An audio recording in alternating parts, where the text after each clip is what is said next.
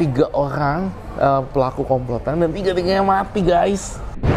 3 yang jahat sama Roy Kiyoshi. Aduh gila, gue bilang, gue gak nyumpahin lo, serius. Jadi 3 orang yang jahat sama Roy Kiyoshi itu 3-tiganya kena HIV. Yang satu kena HIV, yang satu kecelakaan, yang satu aku nggak tahu. Kena HIV, satu kecelakaan, satu nggak tahu, tapi 3-tiganya meninggal. Meninggal. Habis nih.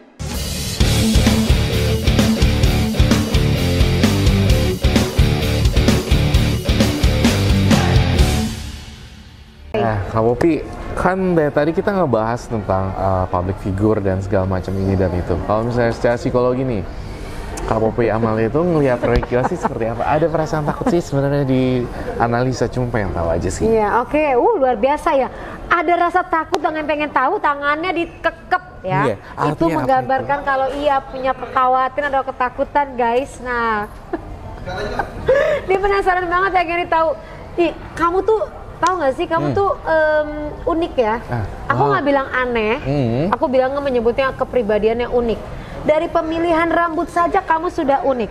Jadi dia itu unik banget ya. Dari mulai pemilihan rambut tuh kamu unik. Terus cara dandan kamu tuh unik ya. Iya. Dandan sendiri ini, nggak ada yang ngajarin. Unik itu artinya kamu memakai pinggir mata. Eyeliner. Udah gitu kamu pakai tato di sebelah kanan ini, bintang 3. Ini juga nih. Tuh, ada gambar matahari ya. Kemudian kamu meniru penampilan dari satu tokoh K-pop di Korea. Terus kenapa Kak?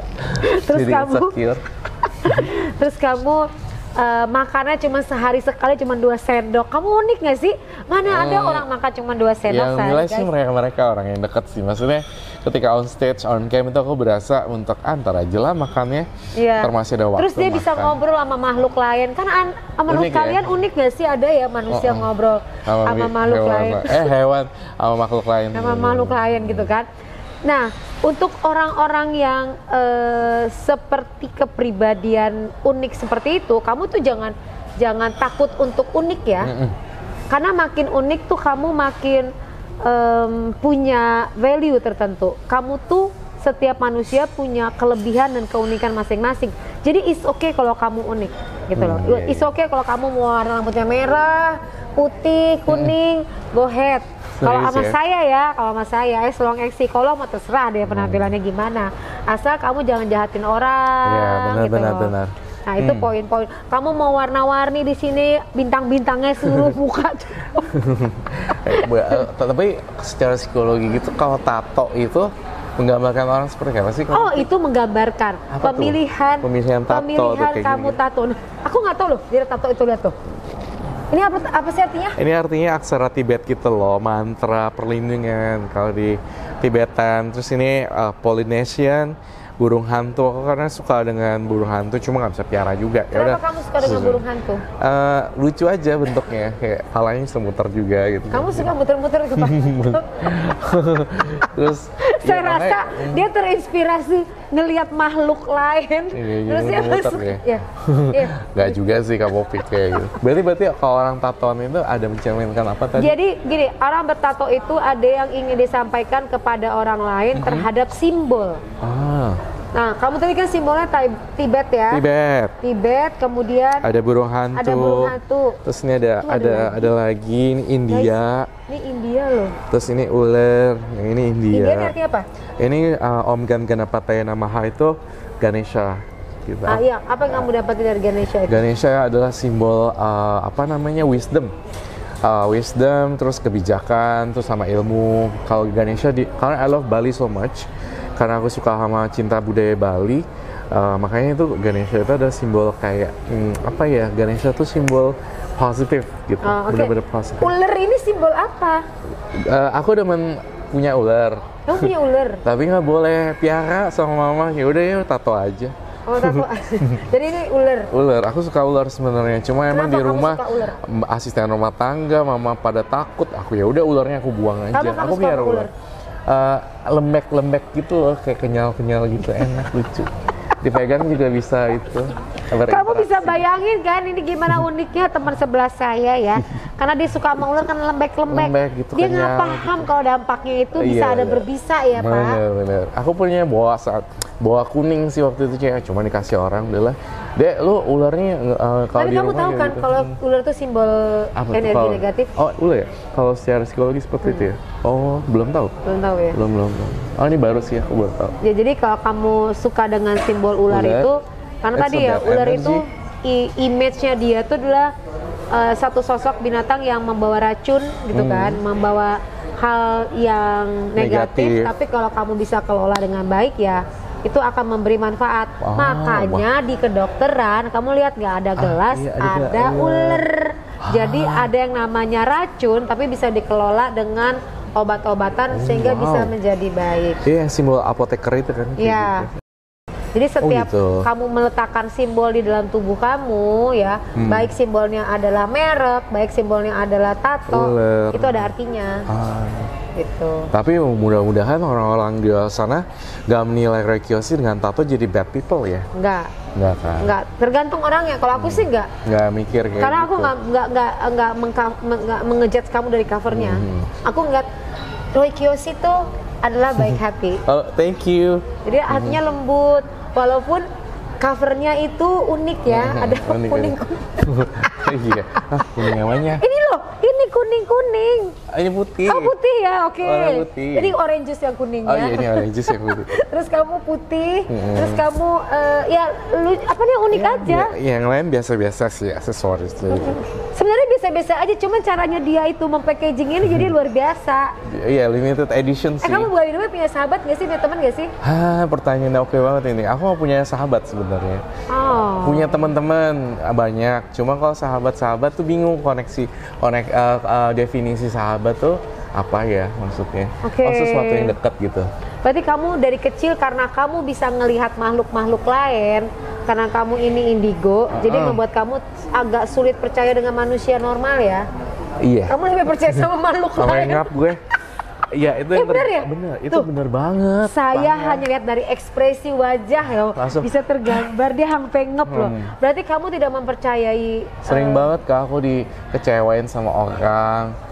Asisten aku yang dulu bawa kabur sampai 300 juta, terus dihujat netizen karena kenapa sih lu nggak tahu asisten lu kayak gini-gini. Ya makanya dari situ aku jadi kayak mengkecilkan inner circle dan susah percaya sama orang-orang luar. Tapi kalau misalnya kayak Kak Popi yang lain-lain segala macam itu enggak sih. Public figure aku biasa-biasa aja. Cuma sering banget dikecewain sama orang yang kerja sama aku kayak gitu. Terus asisten aku yang dulu sampai bawa kabur uang. Tapi orangnya udah meninggal, Kak. Aduh. I don't know why. Serius? Katanya dengernya jadi kena orang yang HIV ngejahatin HIV?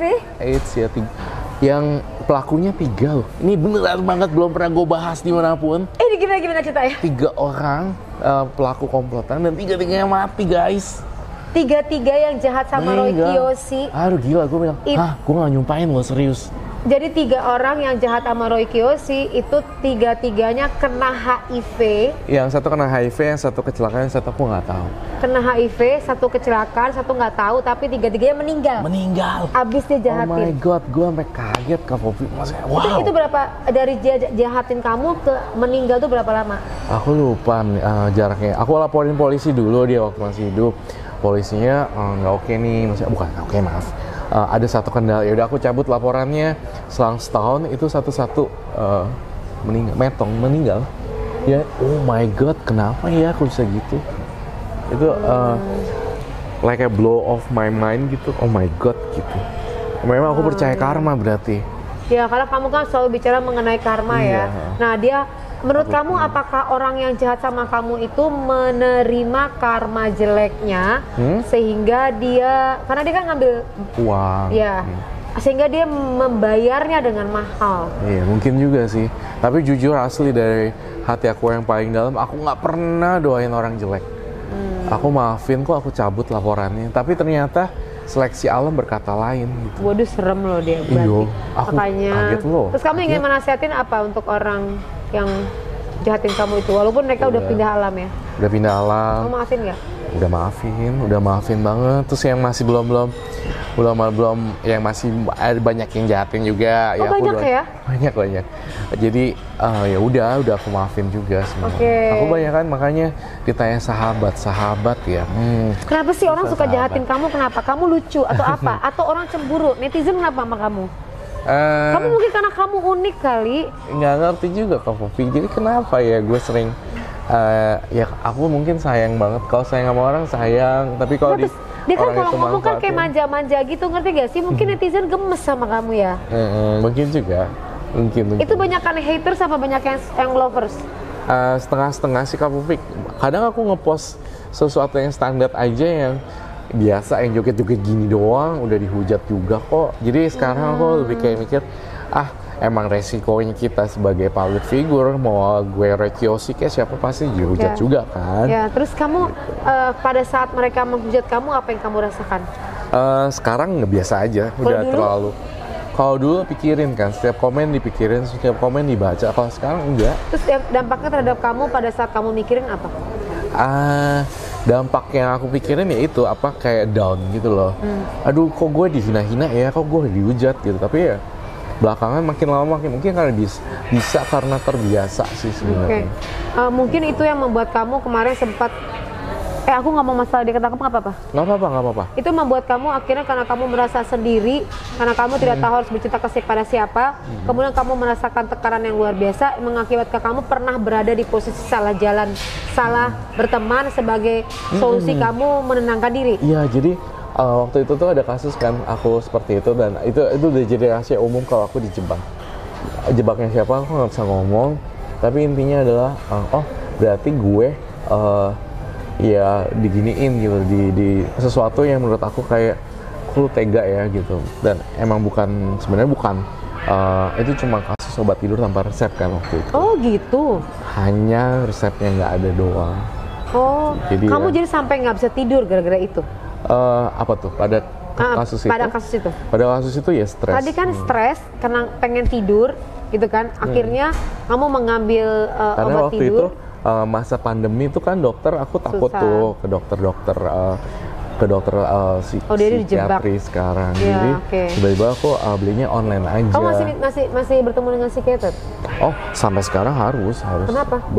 Harus kontrol dengan psikiatri. Kenapa? Karena memang gini, aku ada sesuatu yang mungkin aku cerita psikiatri kasih masukan, aku pikir-pikir lagi gitu kan, dikontrol terus gitu. Kenapa harus ke psikiater? Apa yang terjadi? Aku soalnya gini, aku nggak percaya dengan dunia supranatural kalau konsultasi sama orang lain, karena pribadi aku kan udah bisa lihat gitu. Jadi aku lebih ke arah medis, psikolog dan psikiatri seperti itu sih. Oh, kamu nggak tahan dengan posisi kamu sebagai orang indigo, maka kamu minta konseling dengan kadang aku tuh Kak Popi kalau tahu banget, pasti Kak Popi bisa baca. Aku adalah orang yang sangat perfeksionis dan overthinking, gitu, memikirkan sesuatu hal yang belum tentu terjadi. Menurut kamu tuh capek gak sih kamu bisa melihat makhluk lain selain manusia? Capek banget Kak. Satu lagi aku jujur sama Kak Popi, kan Kak Popi bisa menilai. Aku tuh ada bipolar. Jadi bipolar ini adalah satu yang Kak Popi tahu kan, gangguan mood yang drastis. Jadi itulah yang membuat aku harus konsultasi ke psikiatri sepanjang seumur hidup seperti itu. Ya kayak Marsyanda kan. Marsyanda. Karena ada tingkatan bipolar itu kan. Kamu tingkatannya apa? Aku nggak tahu ya tingkatannya berapa, seperti apa. Cuma diagnosa psikiatri seperti itu. Cuma ya diagnosanya bipolar, tapi nggak tahu apa. Bipolar. Yang jenis apa aku kurang nanya sih. Kamu nanya aja, karena itu bisa kok kalau kamu manage. Untuk kamu manage tuh bisa, jadi kamu nggak usah khawatir gitu loh, bahwa tuh bisa diatasi dengan baik. Benar. Makanya ya aku harus jaga mood aku gitu. Bentuk jaga moodnya gimana? Kalau misalnya dengar sesuatu berita yang jelek, pas lagi mau on stage, mau on cam, itu aku kayak relax, breathe in, breathe out kayak gitu. Harus tetap stabil karena aku yang bertanggung jawab atas diri aku sendiri, relax apa segala macam kan, terus sebenarnya. Oke, kamu olahraga atau apa? Nge-gym, cuma sekarang karena nggak boleh capek-capek jadi nge-gymnya cuma 15 menit. Kenapa kamu nggak boleh capek? Ini loh, kardiomiopati itu yang kemarin aku terdiagnosa. Diagnosa apa sih kamu? Kardiomiopati adalah sejenis penyakit pembengkakan dan penyumbatan pembuluh jantung di darah. Jantung, ya, pembuluh darah di jantung. Jadi bagian mana dari tubuh kamu? Jadi bagian jantung ini ada sedikit pembengkakan. Aduh. Tapi thank God, alhamdulillah banget sekarang tuh udah mulai naik nih progresnya. Kalau kemarin tahun lalu divonis cuma 2 tahun umur gue gitu. Kamu 2 tahun divonis? Iya, divonis dokter. Cuma aku punya keyakinan yang vonis kan manusia juga. Aku percayanya sama yang di atas. Nggak mungkin dong aku minum ginseng, sarang burung, masa nggak berubah. Karena aku harus tetap sehat. Karena menurut aku adalah tulang punggung keluarga kan, Kak Popi. Jadi itu yang membuat aku untuk sehat dan sehat juga sih sekarang, aman. Oke. Udah dicek sama dokter, aman? Mulai membaik. Gitu. Apa perasaan kamu pada saat kamu divonis hidupnya cuma tinggal 2 tahun lagi? Ya pasti sedih lah ya, bener-bener sedih banget. Cuma ya itu pada kala divonis down. Tapi aku tetap berdoa gitu kan, terus udah gitu kayak nananemin dalam diri aku, kalau gue sehat, kalau gue oke, positive thinking, pasti aku sehat. Oke. Gitu. Nah terus kalau 2 tahun didiagnosa tahun lalu, berarti kalau dari dokter itu menyatakan kapan meninggalnya? Kalau 2 tahun dari Februari berarti berapa ya? 2024 ya? 2024 Februari. 20, iya berarti 2024. Tapi aku tetap percaya, coy. Aman, semuanya aman. Insya Allah, kalau kamu masih oke aja di sini. Terlihat oke dan harus oke dan mengalami perbaikan lumayan sih. Karena aku minum ini sarang burung, ginseng, ramuan herbal, gitu, obat-obat Chinese. Tapi kamu ketakutan nggak? Ketakutan akan kematian itu nggak? Sekarang nggak sih. Aku yakin kalau aku sehat gitu. Aku yakin bisa oke, gitu, bisa sehat dan artinya kerjaan aku banyak banget di awal tahun, oke aja tuh, nggak sesak nafas gitu. Jujur ya, memang ada ketakutan sendiri kalau sesak nafas gitu kan. Aku pakai oksigen. Gitu? Aku pakai oksigen Kak Popi, jadi oksigen bawa portable gitu. Cuma belakangan ini udah enggak sih, udah mengalami kemajuan. Kedua nih, progresnya adalah aku tuh kalau tidur 1 bantal sesak nafas. Sekarang udah bisa tidur pakai 1 bantal. Kata dokter kalau Roy bisa tidur pakai 1 bantal berarti lu ada kemajuan. Gitu. Tapi kalau kemajuan itu dokter kan memvonis kan meninggal gitu kan. Tapi aku nggak percaya. Kamu nggak percaya? Nah itu dia, itu namanya belief system, itu namanya keyakinan. Kalau kamu tidak meyakini bahwa kamu fine aja, kamu baik-baik aja, maka seluruh tubuh kamu akan memprogram apa yang kamu pikirkan. Nah aku tuh lagi ngasih training tadi di atas. Wow. Ngasih training untuk para peserta pemikirannya, bagaimana dia bisa men-switching pikirannya tadinya negatif menjadi positif, dan dia bisa mengubah nasibnya. Oh, berarti hari ini Kak Popi hari ini lagi training. Lagi ngasih training, makanya kita ngobrol-ngobrol di hotel. Tapi hotel ini menyenangkan ya? Enak banget, hotelnya nyaman. Auranya oke, terang juga. Tuh, udah dianalisa loh. Auranya oke, terang juga. Berarti aman tidur di sini. Iya. Tapi kamu kayaknya kapan-kapan masuk ke kelas aku. Besok aku mau masuk hari kedua, akan dikasih terapi luka batin. Wow, luka batin.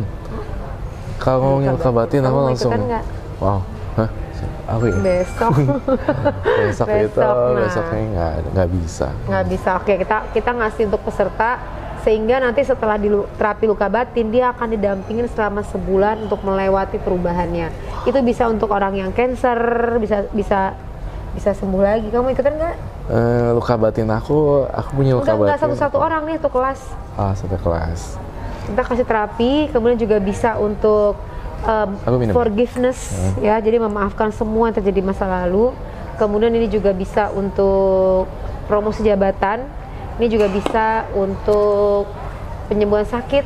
Nah, peserta aku ada yang meningitis gitu kan, ada yang punya hutang banyak. Nah, ya, jadi utang pun bisa diberesin untuk mendatangkan uang gitu. Makanya ikutan pelatihan reprogramming program. Mending kamu datang aja besok deh. Oh iya ya. Ya. Oke, guys, terima kasih ya udah diskusi. Sampai ketemu lagi. Bye bye.